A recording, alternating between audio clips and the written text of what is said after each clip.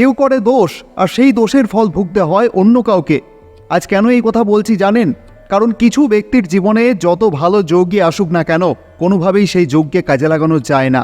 এক কথায় জীবন যেন সোজা পথে চলতেই চায় না, কণ্টকময় মনে হয় সারা জীবনটা। এখান ওখান সেখান কত জায়গায় দেখানো হয়, কত খরচ হয়ে যায়, কিন্তু কাজের কাজ কিছুই হয় না। জীবনে বারবার অজানা বাধা, স্বাস্থ্যগত সমস্যা, আর্থিক টানাপোড়েন, সমাজে অসম্মান, আরও অনেক সমস্যার মুখোমুখি হন সেই সব ব্যক্তি। মনে হয় যেন কোনো অদৃশ্য শক্তি ব্যক্তিকে আটকে রাখছে। অনেকের বিশ্বাস এই সমস্যাগুলোর পেছনে কাজ করে একটি বড় দোষ, যার নাম পিতৃদোষ। নাম শুনে থাকবেন নিশ্চয়, কিন্তু শাস্ত্রগত শব্দের কাঠিন্যতা আপনাকে তা সহজভাবে বুঝতেই দেয়নি। এটা কেউ বলেনি যে আপনার জীবনের সবচেয়ে বড় বাধাগুলি অতিক্রম করা সমাধান সূত্র ভবিষ্যতে নয়, বরং লুকিয়ে রয়েছে আপনার অতীতে। না, সেই একই থোড়বড়ি খাড়া নয়, আরও কিছু বিষয় রয়েছে যা কোনো নিছক কাল্পনিক চিন্তাধারার বহিঃপ্রকাশ নয়, অন্ধবিশ্বাস নয়, বরং আজকের এই ফেব্রুয়ারি মাসের পর্বেই আপনারা এই পিতৃদোষ নামক শব্দটির গভীরে প্রবেশ করবেন। পিতৃদোষের লক্ষণগুলি কী কী, কখন থেকে তার প্রভাব বেশি লক্ষ্য করা যায়, এই সমস্ত দিক তুলে ধরব আমাদের আজকের এই পর্বে।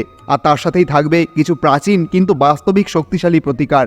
তবে একটা বিষয় বুঝতেই হবে যে অতীতে সমস্ত কিছু মুছে ফেলবো বললেই তা মুছে ফেলা যায় না, বলা কথা ফিরিয়ে নেওয়া যায় না, গোপন তথ্য ফাঁস হলে তাও আর গোপন থাকে না। কিন্তু সংশোধন একটি অন্যতম সমাধান হতে পারে এই পিতৃদোষ খণ্ডন করার। তবে এই দোষ খণ্ডনের ক্ষেত্রে কোনো গোপন সমাধান নেই, যা আছে তা জনসমক্ষেই করতে হয়, তবেই তা থেকে নিস্তার পাওয়া সম্ভব। আর যদি প্রশ্ন হয় যে পূর্বপুরুষদের কর্মকে কিভাবে শোধন করব এবং তা আশীর্বাদে রূপান্তর করব, তাহলে তার উত্তর একটাই: আপনি আপনার পূর্বপুরুষের কর্মকে আর সংশোধন করতে পারবেন না, আপনি যেখানেই যান। কিভাবে করবেন বলুন? আপনার পূর্বপুরুষের দ্বারা বিক্রয় করা অঢেল সম্পদ কি আপনি আর ফিরিয়ে আনতে পারবেন? যে দামে তা গেছে তা দিয়ে কি সেগুলো আর কেনা যাবে? উত্তর একদমই না। তবে আপনার মনের স্বপ্ন যদি হয় একটি সংগ্রামমুক্ত জীবন, যেখানে সুখ, শান্তি, সমৃদ্ধির প্রাচুর্যতা স্বাভাবিকভাবেই প্রবাহিত হচ্ছে, পথ পরিষ্কার আর মনে স্থায়ী শান্তি, তাহলে অবশ্যই আপনাকে কিছু বিষয় জানতে হবে। পিতৃদোষকে বোঝা এবং সঠিক আধ্যাত্মিক অনুশীলনের মাধ্যমে পূর্বপুরুষদের তুষ্ট করলে কিভাবে আপনার বংশধারায় আশীর্বাদ, সাফল্য ও সমৃদ্ধি ফিরে আসতে পারে, এই পর্বে আমরা সেই বিষয়ে আলোচনা করব। তবে তার আগে আমরা দেখব ফেব্রুয়ারি মাসে কোন কোন গ্রহ ট্রানজিট হচ্ছে আর তার প্রভাব আপনার জীবনে কেমন হবে। স্বাস্থ্য, শিক্ষা, প্রেম, ভালোবাসা, বিবাহ, রোজগার, ভাগ্য, ব্যবসা, কেরিয়ার এই মাসে আপনার কেমন যাবে, কারণ এই ফেব্রুয়ারি মাসেই থাকবে এমন কিছু গ্রহ যোগ, সেই যোগ চলাকালীন কিন্তু বিভিন্ন দোষ খণ্ডন করা যায় খুব সহজে, অর্থাৎ খণ্ডন যোগ। দেখুন, বর্তমানে বৃষ রাশির অধিপতি শুক্রের অবস্থান রয়েছে নবম ঘরে 6ই ফেব্রুয়ারি পর্যন্ত। তারপরেই শুক্র ট্রানজিট করবেন আপনার দশম ঘরে। এতদিন পর্যন্ত শুক্র আপনার ভাগ্যের ঘরে থেকে আপনার ভাগ্যকে জাগ্রত করলেন। এবারে সেই ভাগ্যই সঙ্গ দেবে আপনাকে, কারণ গত 12ই ডিসেম্বর 2025 থেকে 1 ফেব্রুয়ারি 2026 পর্যন্ত শুক্র অস্ত অবস্থায়। তাই ফেব্রুয়ারি মাসের 1 তারিখ থেকে শুক্রের উদয় আপনার ভাগ্যকে অনেক গুণ বাড়িয়ে দেবে।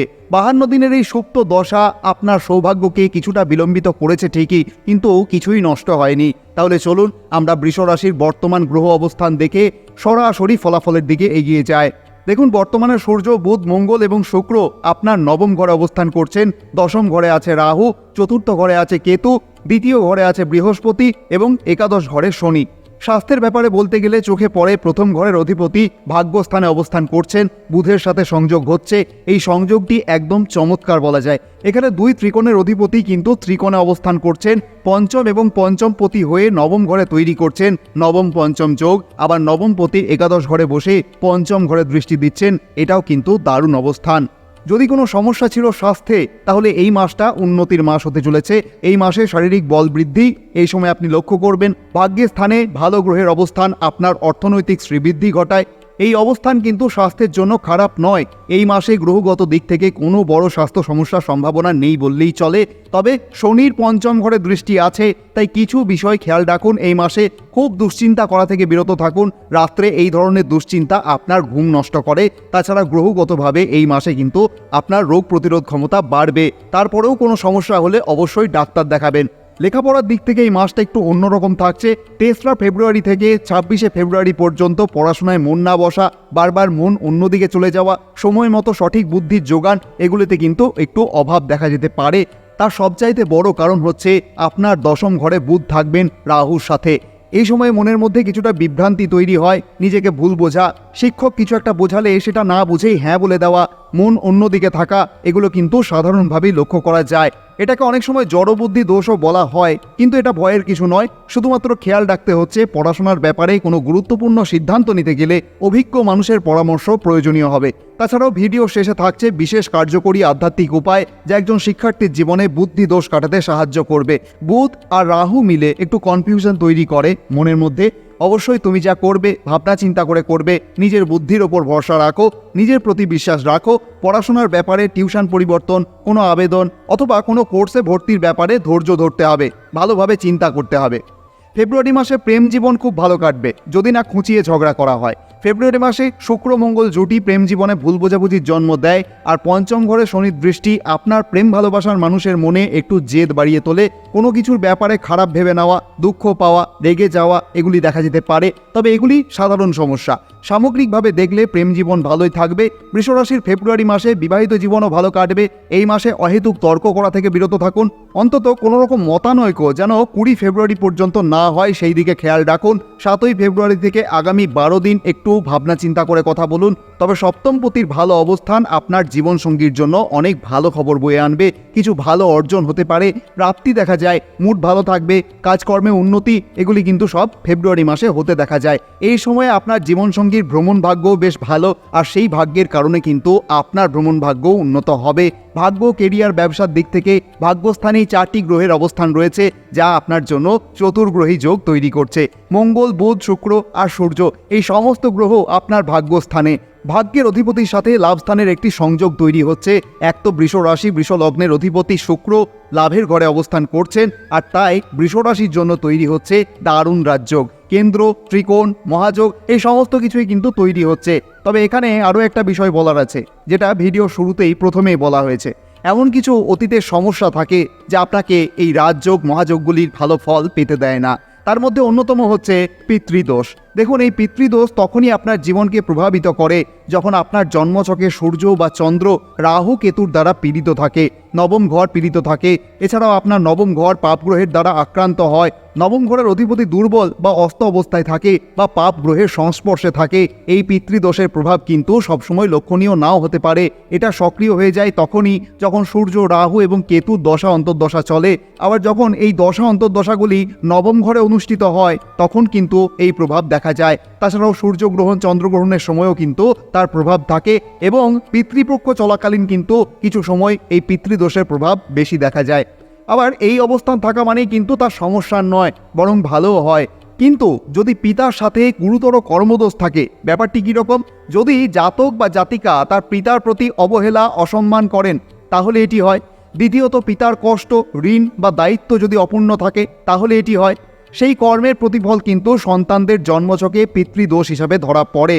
তাছাড়াও যে পরিবারে পূর্বপুরুষদের উদ্দেশ্যে শ্রাদ্ধ, তর্পণ, পিণ্ডদান এগুলি নিয়মিত না করা হয় তাহলে এটি হয়। দেখুন, এখানে একবার থামতেই হচ্ছে। বিভিন্ন সম্প্রদায়ের কিন্তু আলাদা আলাদা নিয়ম থাকে এগুলো করার জন্য, তাই সকলের ক্ষেত্রে কিন্তু এগুলো যে একই রকম হবে তা কিন্তু একদমই নয়। তাছাড়া পিতৃদোষ তৈরি হয় যদি আপনার পূর্বপুরুষের কারোর অকাল মৃত্যু ঘটে থাকে, যেমন দুর্ঘটনা, আত্মহত্যা বা মৃত্যুর আগে কোনো অসম্পূর্ণ ইচ্ছা থাকে, তখন কিন্তু পিতৃদোষ সংঘটিত হয়। দেখুন, বিশ্বাস অবিশ্বাস সম্পূর্ণ ব্যক্তির ওপরে। তাছাড়া পরিবারের বংশগত অন্যায়, যেমন পাপ কর্ম, যেমন অন্যের জমি দখল করে নেওয়া, বংশের সম্পত্তি অন্যায়ভাবে নেওয়া, কাউকে অভিশাপ দেওয়া বা নেওয়া, ধর্মীয় অবমাননা, ধর্মজ্ঞান সম্পন্ন ধর্মীয় দায়িত্বে থাকাকালে কোনো ব্যক্তির অপমান, আর এই সকল ফলস্বরূপ কিন্তু পিতৃদোষের প্রথম প্রভাব থাকে। যেমন সন্তান জন্মে বাধা, বারবার গর্ভপাত, সন্তান হতে দেরি হওয়া, সন্তানদের জীবনে অকারণ কষ্ট, এগুলি কিন্তু পিতৃদোষের প্রকাশ, কারণ নয় কিন্তু ইঙ্গিত। এগুলোই হচ্ছে প্রধান সংকেত যে পিতৃদোষ হয়েছে। পূর্বপুরুষের কারণে দীর্ঘদিনের পরম্পরাগত শত্রুতাও তৈরি হয়, তখন পিতৃদোষ সক্রিয় হয়। কিভাবে কাটাবেন এই দোষ সব বলছি, তবে তার আগে অবশ্যই আপনার কেরিয়ার এবং ব্যবসার দিকটাও জানতে হবে। উপায়গুলি একই সাথে বলি। কেরিয়ারের দিক থেকে সূর্য এবং শুক্র ভাগ্যের স্থানে সংযোগ করায়, আর শনিদেবের অবস্থান লাভ স্থানে থাকায় এই মাসে কেরিয়ার ভাগ্য কিন্তু খুব শক্তিশালী থাকবে, মজবুত থাকবে। আর যখন ভাগ্য মজবুত হয় তখন জাতক বা জাতিকা যে কাজেই হাত দেন আর সেই কাজ যদি হয় পূর্ব পরিকল্পিত, তাহলে নিশ্চিতভাবেই সেই কাজে সফলতা নিশ্চিতভাবেই হয়, কারণ ভাগ্য আপনার সাথে থাকছে। তাই এই সময় আপনার পূর্ব পরিকল্পিত কিছু নতুন কাজ শুরু করা বা বড় কোনো কাজ করার চিন্তা রয়েছে অনেক দিন ধরে, তা কিন্তু এই সময় অর্থাৎ ফেব্রুয়ারি মাসে শুরু করা যেতে পারে। ভাগ্য আপনার পাশে থাকবে, কোনো সন্দেহ কিন্তু নেই। এই মাসে অনেক দায়িত্ব আসতে পারে, আপনার আত্মবিশ্বাস থাকবে, আপনি আপনার কাজকে ভালোভাবে গ্রহণ করবেন, কাজ করে প্রমাণ দেখাবেন, অর্থাৎ আরও প্র্যাকটিক্যাল হবেন, কারণ সব গ্রহ আপনার কর্মের ঘরে আসবে। তাই দায়িত্ব নিশ্চিতভাবেই বাড়তে দেখা যায়। এই মাসে ঘটতে থাকা ভালো ভালো যোগ আপনার সঙ্গ দেবে, আপনি আপনার কাজে আনন্দ পাবেন, বুদ্ধিমত্তার সঙ্গে কাজ করে দেখাবেন। আর এই মাসে আপনি আপনার করা কোনো কাজের জন্য প্রশংসিতও হতে পারেন, কারণ অধিপতি এবং ষষ্ঠপতি শুক্র দশম ঘরে এবং দশম ঘরের অধিপতি একাদশ ঘরে। ফেব্রুয়ারি মাস এমন একটা মাস যখন আপনি আপনার কাজ আর বুদ্ধি দিয়ে বেশ ভালো কিছু অর্জন করতে পারবেন এবং প্রশংসিতও হবেন। দশম ঘরে রাহু আপনার বুদ্ধিকে তীক্ষ্ণ করবে, স্মার্ট বানাবে, খুবই চতুর আর চালাক মনোভাব থাকবে এই মাসে আপনার। তাই কোনো কিছু আদায় করে নেওয়া, কোনো সুবিধা পেয়ে যাওয়া, ভালো চাকরি, চাকরিতে প্রমোশন, বেতন বৃদ্ধি, এগুলি কিন্তু আপনার জীবনে দেখতে পেতে পারেন। কাজের দিক থেকে ফেব্রুয়ারি মাস অতি চমৎকার। শুধুমাত্র এই ফেব্রুয়ারি মাস নয়, পুরো বছরটাই কিন্তু চাকরি পরিবর্তন আর নতুন সুযোগের দিক থেকে অনেক ভালো, কারণ রাহু পুরো বছর 5ই ডিসেম্বর পর্যন্ত আপনার দশম ঘরেই অবস্থান করবে। তাই এখন থেকেই কিন্তু প্রস্তুতি নিতে হবে। যখন সব গ্রহ দশম ঘর থেকে বেরিয়ে লাভের ঘরের দিকে এগিয়ে যাবে, তখন প্রতি ক্ষেত্রে নতুন পথ খুলে যাবে। ব্যবসার ব্যাপারে বলতে গেলে 6 ফেব্রুয়ারির পর এই মাসটা আপনার জন্য অনেক ভালো যাবে, আপনার কাজ আরও এগিয়ে যাবে, ব্যবসা ভালো চলবে। শনি গ্রহ আপনার লাভ স্থানে অবস্থান করছেন, লোহার কাজ, মেশিন সংক্রান্ত কাজ, ইলেকট্রনিক সম্পর্কিত কাজ ভালো থাকবে। ব্যবসায়িক ভ্রমণের ভালো সুযোগ রয়েছে। কুটির শিল্প, হস্তশিল্প, অঙ্কন, অভিনয় শিল্প, এই সমস্ত দিকও কিন্তু ভালো যাবে।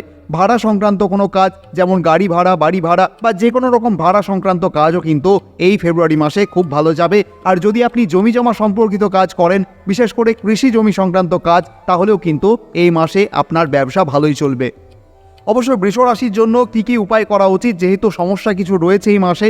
শনিদেবের নেতিবাচক শক্তি ও মানসিক দুশ্চিন্তা এড়াতে প্রতি শনিবার হনুমান চালিসা পাঠ করুন। শিক্ষার জন্য পড়ার টেবিলে একটি ছোট গণেশ মূর্তি বা ছবি অবশ্যই রাখতে হবে। প্রত্যেকদিন সকালে ওম বুধায় নমঃ মন্ত্রটি অবশ্যই পাঠ করুন। বিশেষ করে শিক্ষার্থীদের ক্ষেত্রে সবুজ রঙের কলম এবং রুমাল ব্যবহার করা কিন্তু এই সময় শুভ হবে। কর্মক্ষেত্র এবং ভাগ্যের জন্য যেহেতু শুক্র আপনার রাশির অধিপতি, তাই প্রতিদিন পরিষ্কার পরিচ্ছন্ন জামাকাপড় পরিধান করুন এবং সুগন্ধি ব্যবহার করুন। শুক্রবার কোনো মন্দিরে সাদা মিষ্টি বা বাতাসা দান করুন। ব্যবসার উন্নতির জন্য প্রত্যেকদিন সূর্যদেবকে জল অর্পণ করুন অথবা সূর্য প্রণাম করুন। নীল রঙের পোশাক পরিধান করুন শনিবার দিন, তাহলে কিন্তু অনেক ক্ষেত্রে ব্যবসায়িক বাধাটি দূর হবে। তাছাড়াও রয়েছে পিতৃদোষ খণ্ডন করার অন্যতম প্রতিকার, এই যেমন তর্পণ এবং পিণ্ডদান। অমাবস্যা তিথিতে বা পিতৃপক্ষে পূর্বপুরুষদের উদ্দেশ্যে তর্পণ করুন। যদি সম্ভব হয় গয়া বা কাশীতে গিয়ে পূর্বপুরুষদের নামে শ্রাদ্ধ বা পিণ্ডদান করা সবচেয়ে শক্তিশালী প্রতিকার। তাছাড়াও রয়েছে অশ্বত্থ গাছে জল দান। প্রতি শনিবার বিশেষ করে অমাবস্যা তিথিতে একটি অশ্বত্থ গাছের গোড়ায় জল, কাঁচা দুধ এবং সামান্য তিল অর্পণ করুন। গাছের চারপাশেই 7 বার প্রদক্ষিণ করুন। এটি পিতৃদোষ খণ্ডনের অন্যতম শ্রেষ্ঠ উপায়। তাছাড়াও আরও উপায় রয়েছে নারায়ণ সেবা ও দান। পিতৃদোষ দূর করতে বিষ্ণু বা নারায়ণের পূজা কিন্তু অত্যন্ত ফলদায়ক। অমাবস্যার দিন অভাবী মানুষকে অন্ন দান করুন। বিশেষ করে কালো তিল, কম্বল বা জুতো দান করলে শনি ও পিতৃদোষ উভয়ই কিন্তু প্রশমিত হয়। তাছাড়াও আরও একটি প্রতিকার রয়েছে, যার নাম হচ্ছে ত্রিপাণ্ডি শ্রাদ্ধ। যদি পিতৃদোষ অত্যন্ত প্রকট হয়, বিশেষ করে আপনার কুলপুরোহিত কিন্তু এই বিষয়টি করবেন, এই অনুষ্ঠানটি সম্পন্ন করবেন। তাছাড়াও আপনি যদি দূরে কোথাও রয়েছেন, অবশ্যই প্রত্যেক দিন গরুকে রুটি এবং ঘাস খাওয়ান। তাছাড়াও কুকুর বা কাককে অন্নদান করা কিন্তু পূর্বপুরুষদের তুষ্ট করার একটি বিশেষ আধ্যাত্মিক উপায়। এবং সব থেকে বড় উপায় হচ্ছে নিজের কর্মকে সংশোধন করা। যদি কেউ ভুল কাজ করে থাকেন অতীতের, সেই ভুল কাজ যেন আবার না হয়। ভগবানের আশীর্বাদী হাত আপনার মস্তক স্পর্শ করুন। আপনি ভালো থাকুন, আনন্দে থাকুন, এই প্রার্থনাই করি। আপনি যদি এই ভিডিওটি থেকে একটু উপকৃত হয়ে থাকেন, অবশ্যই কমেন্টে লিখতে ভুলবেন না জয় মাতারা, জয় বামদেব। আজকের মতো তাহলে এখানেই বিদায় নিচ্ছি। আবার কথা হচ্ছে মার্চ মাসের পর্ব নিয়ে। ধন্যবাদ।